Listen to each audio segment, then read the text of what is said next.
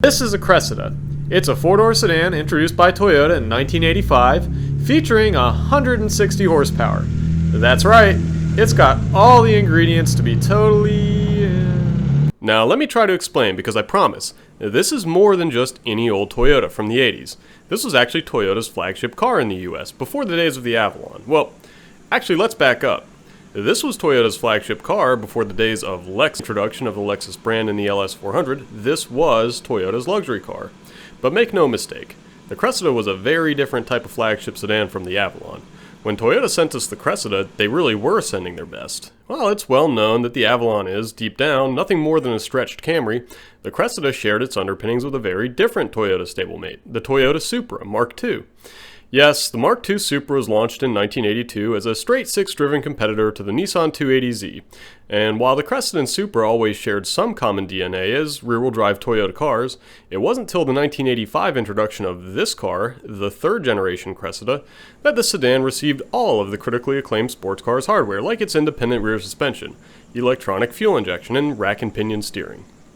The Cressida was then a wolf in sheep's clothing, an unassuming four-door made plush and softly sprung to suit American luxury car buyers, but built on a motorsport-grade foundation. Too good to be compared to a Maxima, but not pretentious enough to run with the likes of Mercedes. Quirky, athletic, modest, and apparently straight-laced, the third-generation Cressida defied categorization. But don't take my word for it, here's what the critics had to say when it came out. Popular Mechanics, April 1985. If there's one teensy-weensy flaw in the Cressida sedan, it's the car's split personality. It seems the Cressida can't decide whether to be sporty or luxurious. Popular Mechanics, January 1987. The raw material is here to turn the Cressida into a world-class sports sedan. It just needs to be Europeanized rather than Americanized.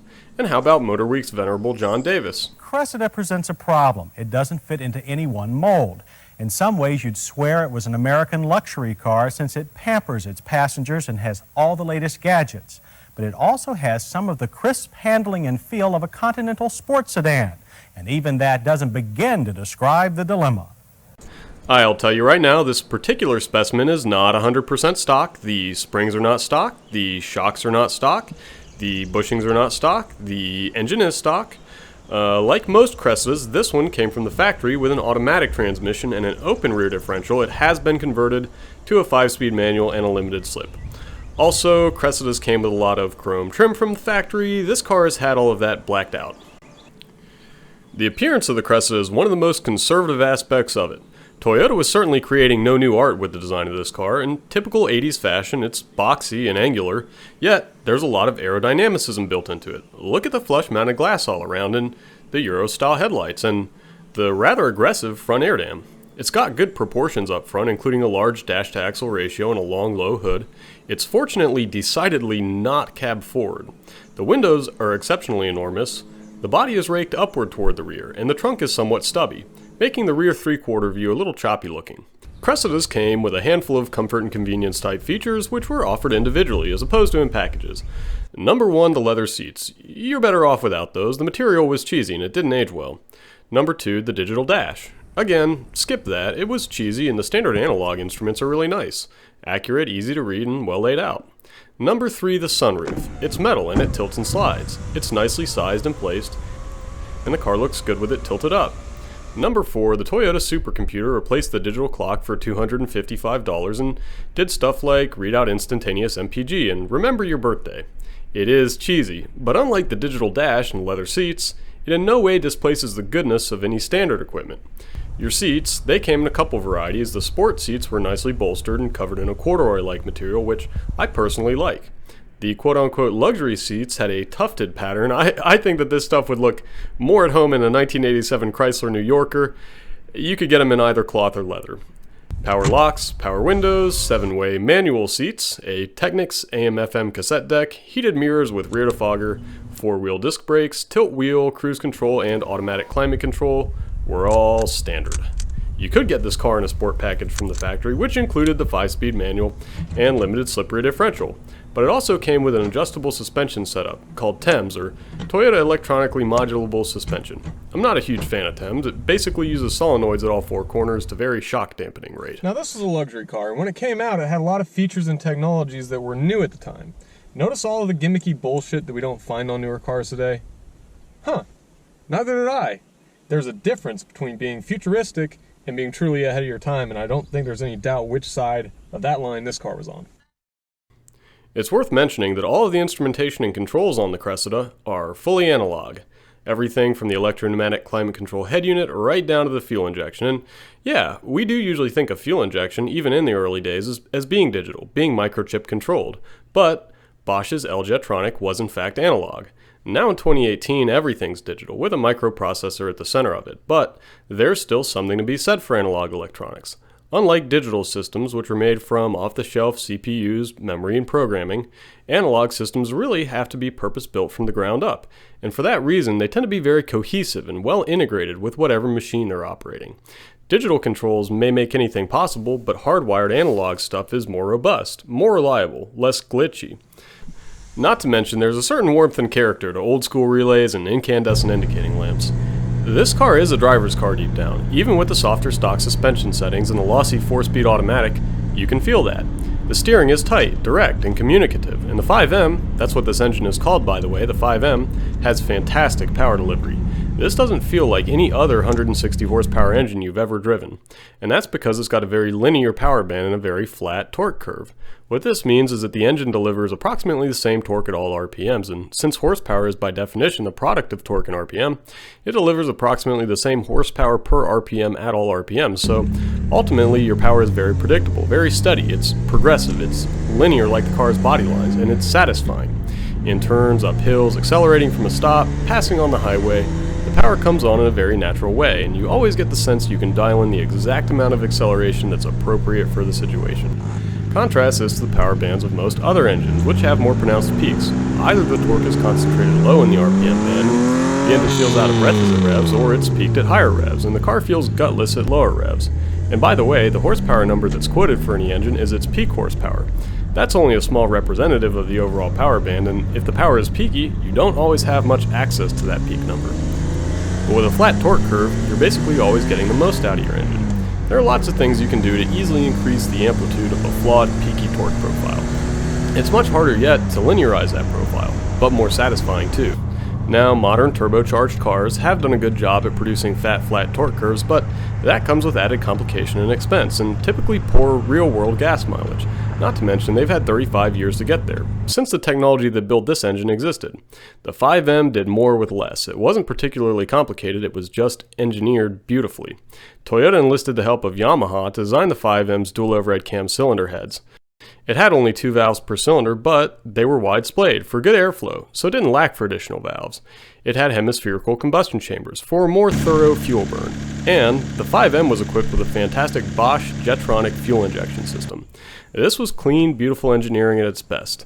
The M-Series inline 6s had the appearance and general character of a contemporary BMW or Jaguar engine. They were just far more reliable. In fact, BMW took Toyota to court over the design of these engines, and lost. Now, all good things must come to an end, and the Toyota M-Series of inline 6-cylinder engines was no exception. Out of the M-Series was born the JZ engine family, which needs no introduction.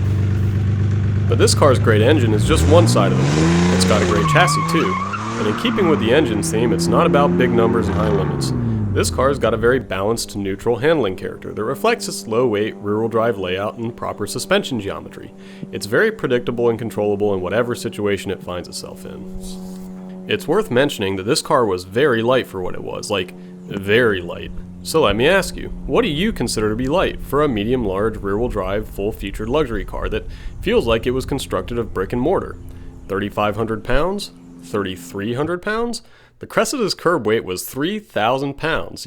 Yeah, we're talking one adult male passenger away from a Toyota 86 or Subaru BRZ. But no! Let's keep stuffing our new cars with 15 million airbags and TV screens. This is why we can't have nice things. Now, if the first miracle of the Cressida is its lightweight, the second is its stiff chassis. This car feels like driving a bank vault around, and critics marveled when it came out at just how tight, solid, and robust it was.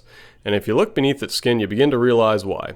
Look how beefy the radiator support is, and then look under the car. Frame rails. Well, basically, this was a unibody car, but it made use of frame rail-like reinforcements running its length to stiffen it, and also to give structural engineers who were used to analyzing forces on beams a sort of point of reference, if you will. Unlike a cheaper typical midsize car from the 80s, this chassis is well enough engineered that it doesn't have to be particularly thick or heavy in order to feel like it is, and that's just great structural engineering. The front used McPherson struts and a lower control arm coupled with a radius rod. It's the same tried and true setup Toyota used in many of their rear-wheel drive cars, including the Cressida, Celica, and Supra for quite a while. Coupled with this car's front suspension is a nice power rack and pinion steering setup, and this was the first production car to use circuitry to vary steering effort with vehicle speed. Kind of like how the LS400 was the first production car with engine and transmission computers that communicated with one another. The Cressida's steering is very touchy-feely, it delivers loads of feedback. The rear suspension used a goofy yet ingenious semi-trailing arm designed by Lotus that actually induced passive rear steering. As the suspension compressed, as in cornering, the geometric relationship between the two pivots of the semi-trailing arm caused the rear tires to toe in or out appropriately. Neat. All this combines to give you a car with a very neutral handling character, and well-mannered at-the-limit handling. No, its skid pad numbers wouldn't be very high, but it is fun to hoon around in. You're in complete control of all four corners of this thing, and once the suspension's tightened up, it's got great feedback all around. As you load up the steering, you feel the rear of the car coming right around where you want it. The whole car rotates on a dime. Now, power quality and driving dynamics aside, the single most endearing point of the Cressida is its build quality. None other than an automaker on a mission could have bolted together this tank. From the overkill of the rubber door seals, to the sturdiness of all the buttons in the cabin, to the plushness of the fabric of the interior, to the integrity of all the exterior trimmings, if this car leaves you with a single impression, it's that of fine craftsmanship all the way through. Now at this point it's clear that I do love the Cressida. However, I do have some complaints, and in order to put some daylight in between this review and a straight up advertisement, I'll share them with you now. I'll start with the radio. This unit might have been fine back in '85, but it's pretty weak by modern standards. Next, I'd like to see a double wishbone suspension up front as opposed to a McPherson strut. The rest of my complaints all center around driving position because that happens to be kind of my pet peeve when it comes to any car. Number one, cup holders. I need cup holders. It's 2018. This is America. I need them. Number two, better armrests. It's got an okay armrest over here. It's okay to set your elbow over here.